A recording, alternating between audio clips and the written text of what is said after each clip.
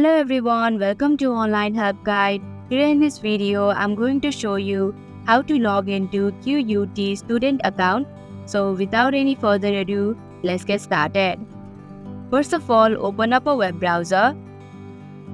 Now in the search bar, type in www.qut.edu.au. Then you'll come across this login page.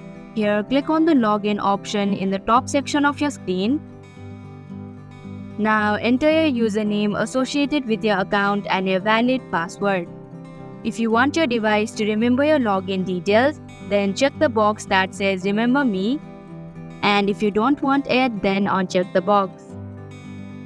If you do not remember your password, then you can click on Forgot Your Password link.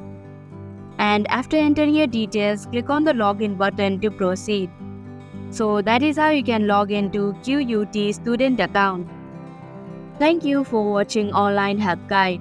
Hope this video was helpful. If it was, then hit the like button and comment down if you have any questions or feedback.